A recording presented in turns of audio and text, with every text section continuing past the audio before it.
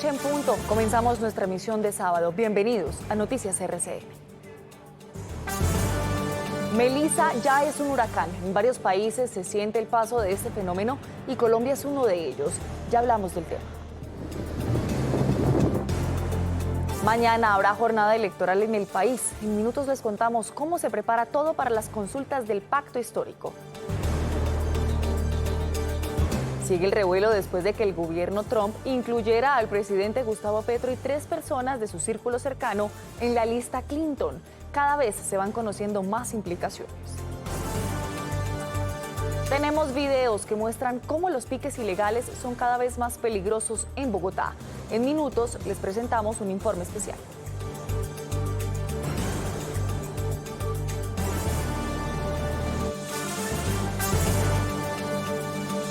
Nuestros presentadores ya están listos. Estamos en todas las regiones. Esto es Noticias RCN de las 7 de la noche, fin de semana.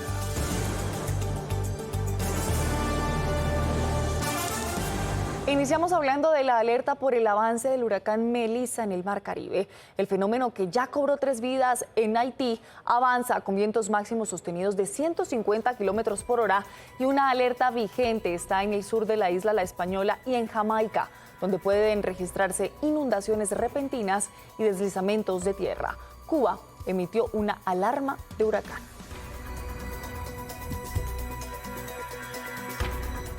Y como era de esperarse en Colombia, por supuesto que también hay consecuencias. En Santa Marta se generó una tromba marina, mientras que en otras ciudades del Caribe aumentaron los vientos y el oleaje por Melissa.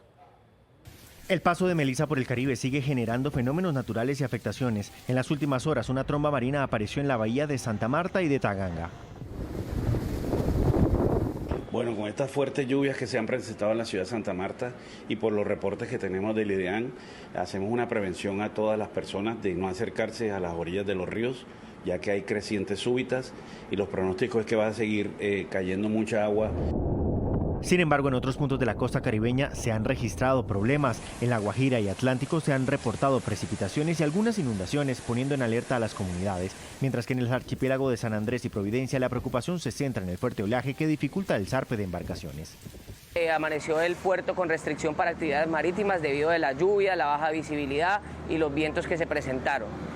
También para la navegación hacia las islas del norte está en este momento restringida. Las alertas se mantienen en toda la región Caribe y se recomienda a la comunidad resguardarse ante las lluvias, vientos o tormentas eléctricas. Estamos en plena temporada electoral. Recordarán ustedes que hace 8 días fueron los jóvenes, pero mañana será el turno para algunos precandidatos al Senado y la presidencia. Oscar, ¿cómo será la jornada de consultas de este domingo? Buenas noches, Paola. Pues ya todo está listo para que mañana quienes quieran hacer parte o quienes hagan parte del censo electoral y quieran participar en la consulta del pacto histórico se acerquen a las urnas. Pero ¿quién mejor que el registrador Hernán Penagos para explicarnos cómo será la jornada electoral? Doctor Penagos, muy buenas noches y de inmediato quiero preguntarle, ¿cómo le denominamos a esta consulta? ¿Interna, partidista, interpartidista? Aclaremos eso primeramente a los televidentes. Bueno, la definición del tipo de consulta le corresponderá después al Consejo Nacional Electoral al momento de evaluar las consecuencias de ella. El 8 de diciembre, los partidos deberán comunicarle al Consejo Nacional Electoral la intención de participar o no en las consultas del mes de marzo del año entrante. Luego, ahí en esa fecha, se activa la competencia del Consejo Electoral para entrar a determinar si los partidos pueden o no participar en la consulta de marzo, si se constituye en una consulta de una u otra naturaleza. Muy bien, hagamos un poco de pedagogía, registrador. ¿Cuántos colombianos están convocados a las urnas? Pero sobre todo, ¿cómo será el escrutinio? Bueno, vamos a precisar como los detalles. Es una consulta donde están convocados 39 millones de ciudadanas y ciudadanos. Algo así como 13.400 puestos de votación y 20.000 mesas para 3 estamentos. Presidencia con 3 postulantes, Cámara de Representantes con algo así como 174 y Senado de la República con 144 candidatos. De esos estamentos, la ciudadanía podrá determinar a quién o quién van a elegir para cada uno de esos estamentos y luego, cerrada la votación a las 4 de la tarde, la registraduría procesará los resultados, difundirá los resultados y publicará esos datos. Es importante aclarar que son los partidos políticos a quienes les corresponde hacer el escrutinio y declarar formalmente los resultados del proceso del próximo domingo. Insisto, la registraduría publica y procesa y son los partidos los que terminan diciendo y declarando cuáles fueron los resultados oficiales y los que tienen efecto jurídico. Muy importante ese punto. Entonces los partidos van a realizar el escrutinio. ¿Qué se van a encontrar los electores en la consulta? Me refiero al tarjetón. Finalmente, ¿habrá 3 candidatos o habrá 2, teniendo en cuenta que Daniel Quintero pues expresó su deseo de bajarse de esta consulta? Hasta este momento, la tarjeta electoral se mantiene tal y como fue diseñada y los jurados de votación van a procesar con cada una de las personas que aparecen en esa tarjeta. El tema es el siguiente: mientras los partidos políticos no le comuniquen a la registraduría una decisión diferente, se mantiene la tarjeta tal y como fue diseñada. Los jurados de votación contarán los votos por cada uno de los estamentos y la registraduría los publicará. Y luego, como les he venido diciendo, el partido declarará los resultados e invalidará unos u otros. Registrador, por último, y agradeciéndole también su tiempo, en este tipo de consulta se maneja un ganador a partir de un umbral, de una cifra repartidora, habrá reposición de votos, por ejemplo, y también quiero que nos hable un poco de la consulta del pacto, pero al Congreso, no la presidencial. ¿Será el mismo mecanismo? ¿Cómo será? Bueno, lo primero es que sí, hay una reposición de votos en favor de los partidos que hacen ejercicio de ella. En segundo lugar, no existe ningún mecanismo de umbral o de cifra repartidora, simplemente se invita a la ciudadanía a votar en función de 3 estamentos. Por ejemplo, en la Cámara de Representantes son 373 candidatos y en cada departamento hay un número determinado de ellos en función del número de cámaras que se eligen en el Congreso de la República. Entonces, en cada departamento la ciudadanía puede elegir entre los candidatos de ese departamento a la Cámara. El Congreso, me refiero al Senado de la República, como se trata de circunscripción nacional, obviamente en todo el territorio pueden votar por ese número de personas que están siendo postuladas.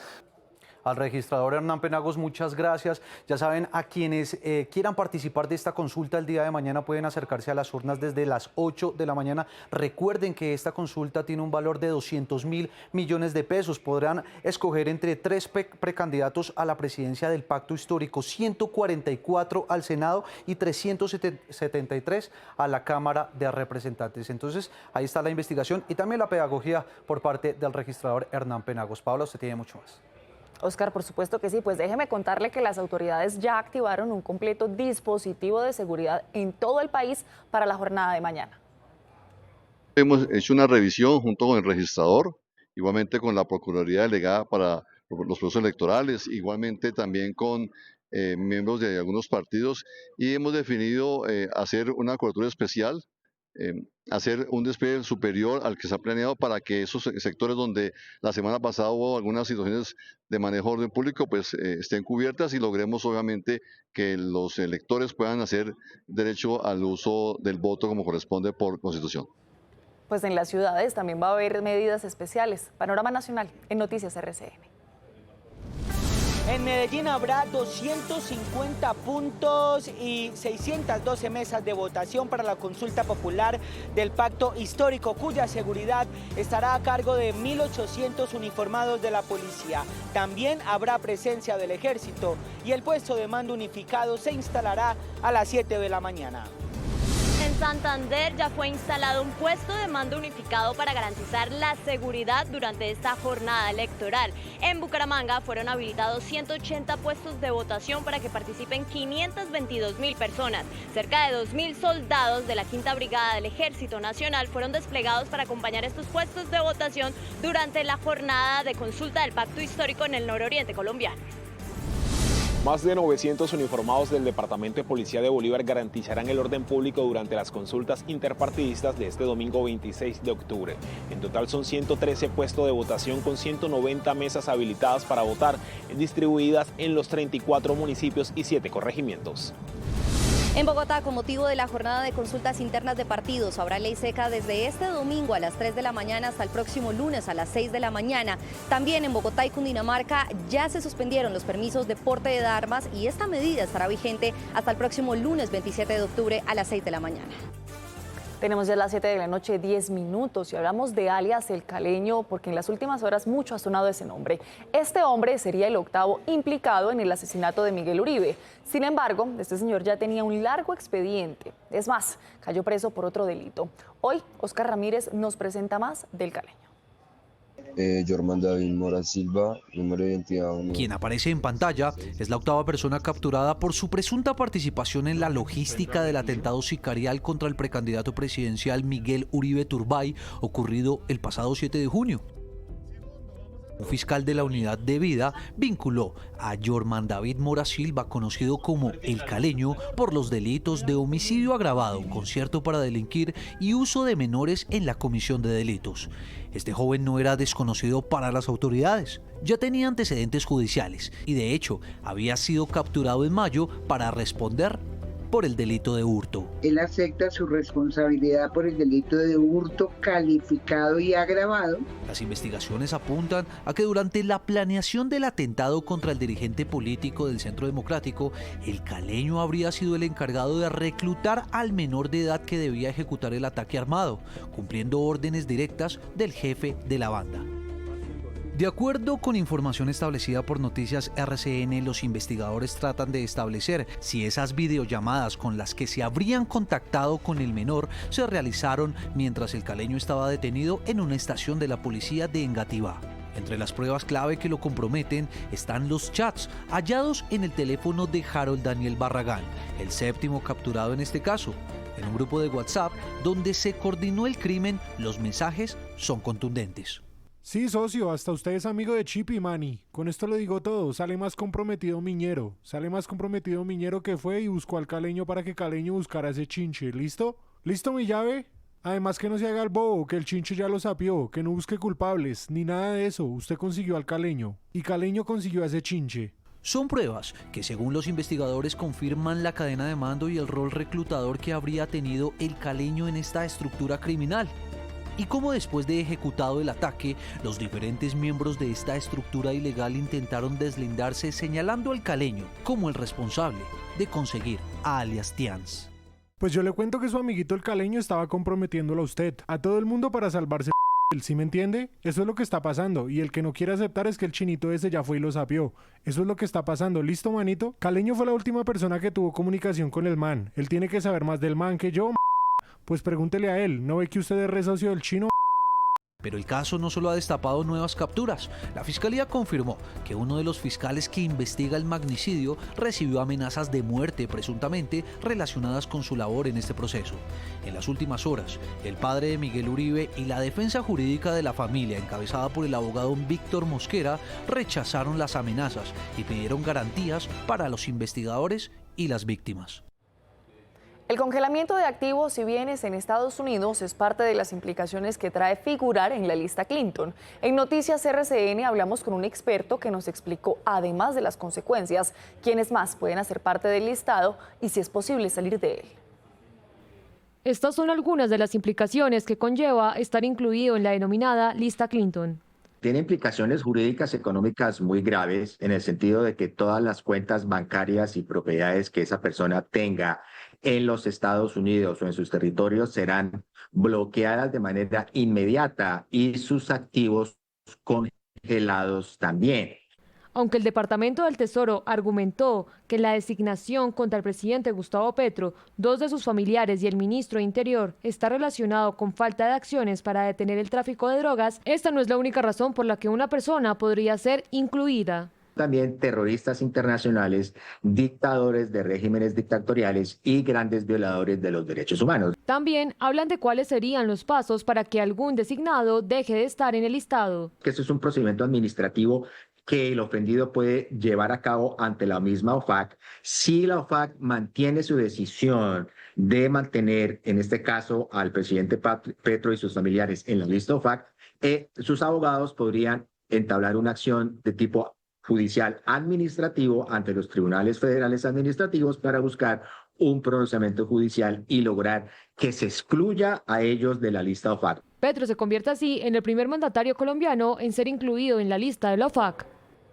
Las imágenes que nos va a presentar Paula Sabogal en segundos son alarmantes. Los piques ilegales en Bogotá no solo generan problemas de seguridad, sino que ponen en riesgo la vida de cientos de personas. Incluso una de estas grabaciones deja en evidencia cómo un menor de 10 años resulta en grave riesgo por esta práctica. ¿Cuál es entonces la ofensiva de las autoridades? No se pierdan el informe. Esta semana el estruendo de los piques ilegales volvió a irrumpir la tranquilidad en el norte de Bogotá. Un ruido que no suena a competencia, sino a imprudencia. En plena carrera novena, una de las vías más transitadas de la ciudad, varios conductores fueron sorprendidos cuando participaban en uno de estos encuentros clandestinos.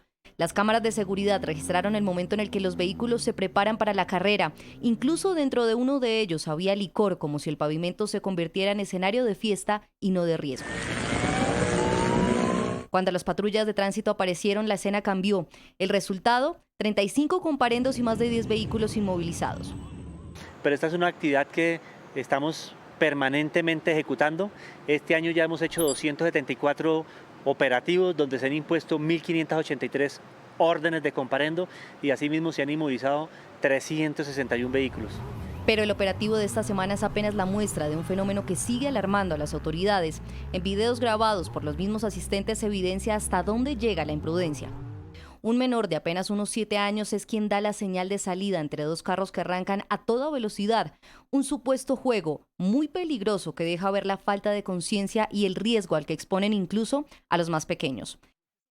Detrás de muchos de estos encuentros ilegales hay líderes que los promueven descaradamente en redes sociales. Uno de ellos, identificado como Wilmar Andrei Naranjo Quintero, más conocido como Biker 979, muestra en videos cómo desafía a las autoridades y presume sus maniobras. Esta semana su local de reparación de electrodomésticos fue cerrado por irregularidades y su motocicleta inmovilizada por modificaciones ilegales y una placa alterada para evadir los controles. Ya tenemos claridad de los días, las horas, los sitios donde se concentran para desarrollar la actividad, asimismo los métodos de convocatoria y no vamos a permitir este tipo de prácticas. La avenida Boyacá con 170, la Boyacá con 52, la Boyacá con 22, el deprimido de la calle 26, la autopista norte y la circunvalar con calle 26 son algunos de los puntos en la mira de las autoridades por estos piques, que pueden parecer un desafío más hasta que se convierten en tragedia. Se cometen diversas infracciones de tránsito, como excesos de velocidades, maniobras peligrosas, inclusive se han sorprendido personas conduciendo sin haber obtenido la licencia de conducción. Con esta ofensiva y con cada operativo, las autoridades buscan enviar un mensaje claro. La velocidad fuera de control no es adrenalina, es peligro y sobre todo un delito que puede costar vidas. 7 de la noche, 28 minutos. Es momento de hacer un repaso por las noticias del mundo y comenzamos en Ecuador, donde reportan una masacre en Santo Domingo que deja 5 muertos y un herido. Las autoridades señalan que el ataque correspondería a una posible disputa territorial entre bandas. Estados Unidos analiza los pormenores de la fuerza de estabilización que va a ser desplegada en la Franja de Gaza. Según el secretario de Estado Marco Rubio, ya han recibido información de países que están interesados en participar, mientras el presidente Donald Trump indicó que las tropas pronto estarán listas. Y hay expectativa en Argentina por las elecciones legislativas que tendrán lugar mañana. Los ciudadanos renovarán 127 escaños de la Cámara de Diputados y 24 del Senado. Esta jornada es de carácter obligatorio.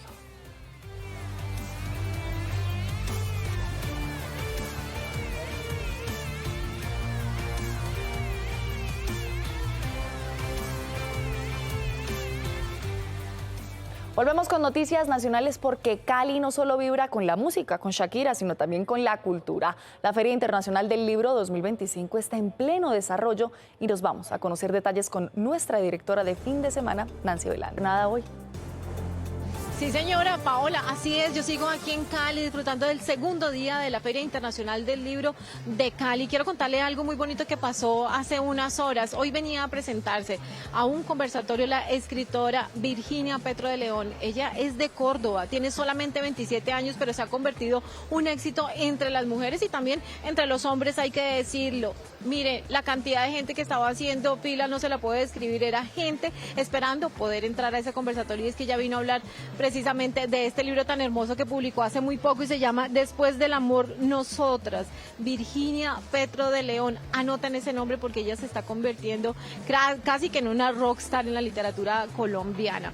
No les estoy exagerando, van a ver las imágenes porque era mucha gente queriendo tomarse fotos con ella, queriendo que le firmara los libros, pero también oyéndola a ella. Con ese libro ella aseguró que su madre lloró cuando la leyó, pero también que ella ha logrado sanar muchas heridas, y le aseguró Paola que no solamente ella ha logrado sanar, sus lectoras también.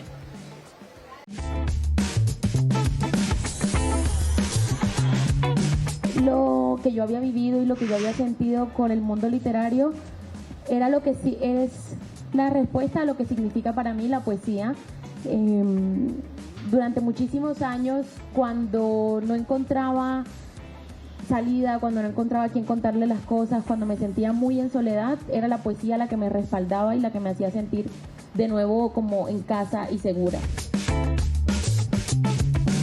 Todo el poema está escrito con cosas que yo he sentido, ¿sí? Como yo he sentido que a mí la tinta es lo que me ha salvado. Y tomar la decisión de reunir y de hacer como un compendio de varios poemas, porque hay muchos poemas que están en el libro que vienen de años anteriores, como hacer, como poder coleccionarlos todos en un mismo espacio, fue también una decisión que no solo buscaba pensar en mí, sino a la gente a la que podía como llegar lo que yo escribía. Candelaria tenía una mente que no paraba y una letra que solo ella entendía. No sabía de superhéroes ni conocía de fantasías. Candelaria escribía. Escribía para contar lo que las paredes no cuentan, para sanar lo que los sueños no ocultan, para hablar de lo que nadie habla, para olvidar lo que todos recuerdan. ¿Cómo es que se logra querer, Candelaria? Con la mente vacía y el corazón dispuesto, madrina. ¿Cómo es que se espanta la muerte? Con la tinta, madrina. Que yo empezara a escribir poesía y que empezara a hacerlo con las palabras,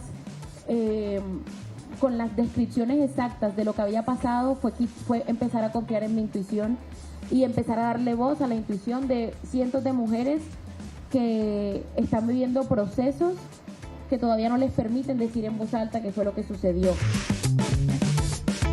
El libro ha tomado como un vuelco súper lindo y algo por lo que me siento infinitamente agradecida, porque esa tacita que aparece casi que construida ahí como con kintsugi, yo siento que la ha pegado todo el mundo, que yo puse un pedacito, que vino otra chica y me dijo, oye, es que tal poema es para alguien, y pegó otro pedacito.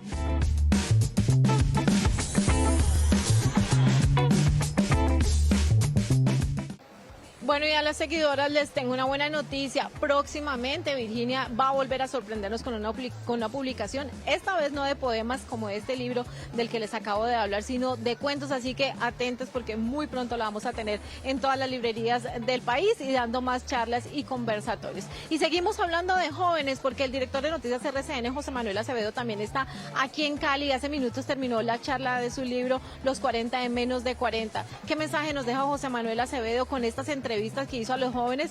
Que es una generación que hay que oír, lo tenemos que oír los adultos, pero también los tienen que oír los gobernantes y en general la sociedad, porque es una generación que nos está dando ejemplos. Así que ya se está replanteando y se está reevaluando ese mito de que es una generación de cristal. ¿Quieren saber cómo estuvo este conversatorio? Los invito a que vean el siguiente informe.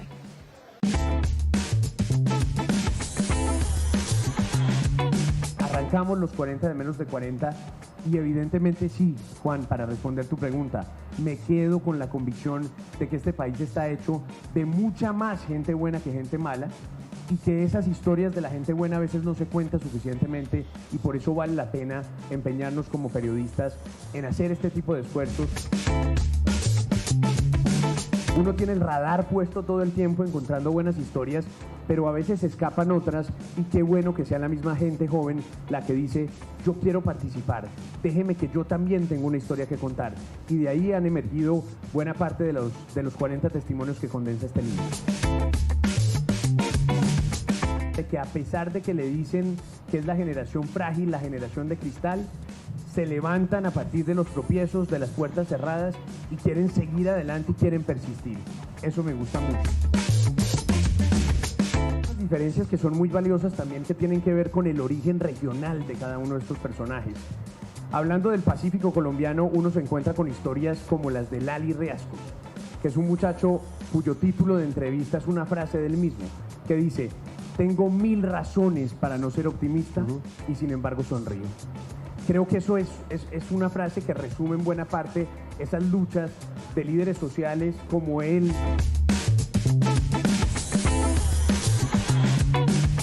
Sí podemos hacer y está a nuestro alcance en el caso de los periodistas como tú, como yo, los que hacemos, digamos, la posibilidad de tener una incidencia en la opinión pública, es tratar de visibilizar precisamente esas historias. Yo creo que, Juan, tenemos al alcance de nuestras manos la posibilidad, como comenzaba, de cambiar la idea de con que abrimos un noticiero y decidir y escoger la historia positiva por encima del suceso negativo. Gente que no está en las discusiones en las que está el país político. El país nacional es mucho más que catalogarnos de derecha, de izquierda, que ver cómo en la polarización de la que estabas hablando nos damos en la jeta unos con otros. Yo creo que hay una generación que está dispuesta a superar esos blancos y negros o esas estigmatizaciones, digamos, de un lado y del otro y ponerse a trabajar y a pensar en lo que sí vale la pena.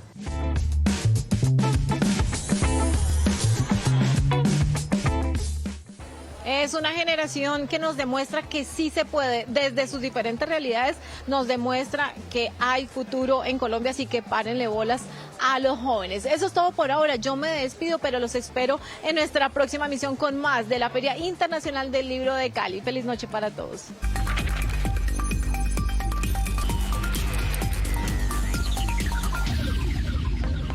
7 de la noche, 45 minutos. Comenzamos con la información económica bien contada, bien explicada en Noticias RCN el fin de semana. Esto es plata, es plata. Bueno, señores, el impacto de Shakira lo están sintiendo en Cali. Y ojo, porque yo no estoy hablando de música, estoy hablando de plata. Con los hoteles casi al 100% de ocupación y una derrama económica de cerca de 40 millones de dólares, hoy la economía bayuna sin duda está bailando al ritmo de la loba.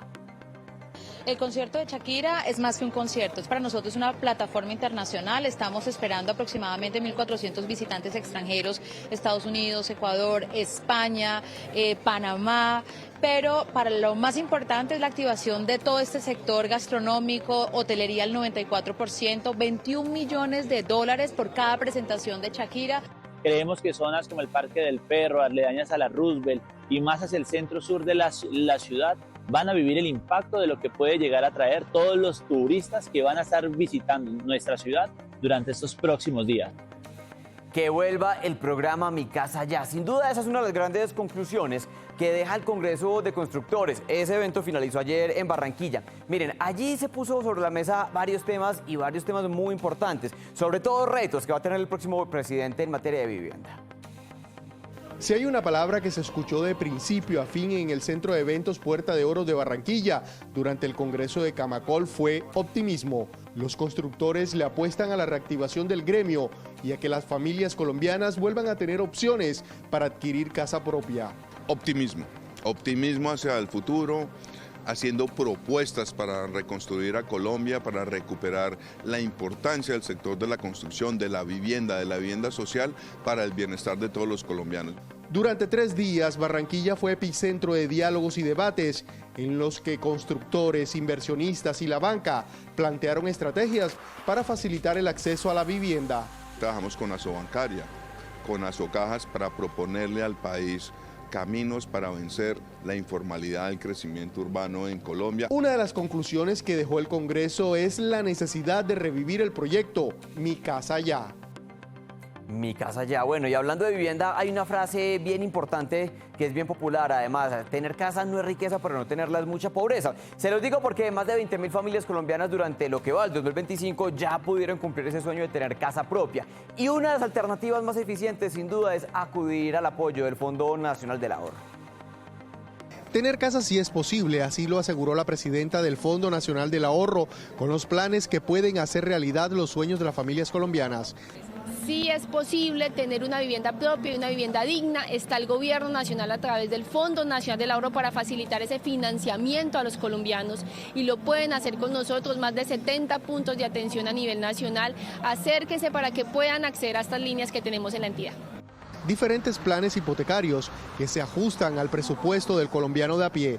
Si usted quiere comprar su vivienda nueva, su vivienda usada o quiere hacer su mejoramiento de vivienda, ya lo puede hacer en el Fondo Nacional del Ahorro.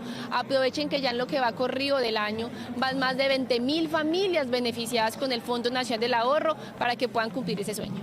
En lo corrido del 2025, más de 20.000 familias colombianas han realizado el sueño de tener casa propia a través de los programas del Fondo Nacional del Ahorro. 7 de la noche, 49 minutos. Óigame, Pau, ¿ha ido a tanquear entre ayer y hoy de casualidad? ¿De pronto ha pasado por alguna estación de gasolina? No, Juan, no he pasado por ninguna. Pau, le digo por qué. Tuvo que haber aprovechado. Hubiera sido bueno. Desde ayer subió la gasolina 100 pesos y en promedio quedó en 15.968 pesos el galón de combustible. Con ese dato yo me despido. Hasta aquí la información económica. Pau, usted tiene más noticias, señora. Muchas gracias por la información económica y buen dato ese que me acaba de dar. 7:49 minutos. Arauca está viviendo una crisis grave y esa crisis tiene nombre propio, el ELN. Los bloqueos de este grupo guerrillero tienen a la gente desesperada. El informe es de Giovanni Suárez. En Arauca se vive desde hace semanas algo que se podría llamar como una crisis silenciosa. Los transportadores y la población, quienes tienen urgencia, han tenido que dar una vuelta enorme, además de riesgosa, de Tame al sector de La Cabuya y del sector de La Cabuya hasta el Casanare, para poder salir al resto del país. En varias oportunidades, grupos armados como el ELN han bloqueado diferentes vías del departamento, obligando a los habitantes de esa región del país a mantenerse aislados en sus municipios o veredas. Que han movido gente de Saravena, de Fortul y de Arauquita precisamente a bloquear la vía de acceso al departamento de Arauca, la vía que comunica Arauca con Casanare. Las personas que están allí, muchos de ellos están presionados por unas organizaciones sociales que son precisamente el brazo político del ELN en el departamento de Arauca. Hay muchas personas hoy en sus fincas que no tienen el combustible para sus máquinas, que no tienen cómo abastecerse y esto pues de verdad es muy preocupante. Y alzar la voz para denunciar estos hechos es poner la vida misma en riesgo. Por denunciar esa cruda realidad de Arauca, estamos precisamente en el ojo de estos criminales del ELN, quienes van a hacer lo posible por silenciarnos. Una crisis de la que no se habla mucho por el miedo a alzar la voz y hacer un llamado a las entidades del gobierno nacional que dicen ellos mismos los tienen en el olvido. La velada, feliz noche para usted. Y hasta aquí esta emisión de Noticias RCN. A ustedes gracias por habernos acompañado. Quédense con el especial de MasterChef Celebrity. Feliz noche.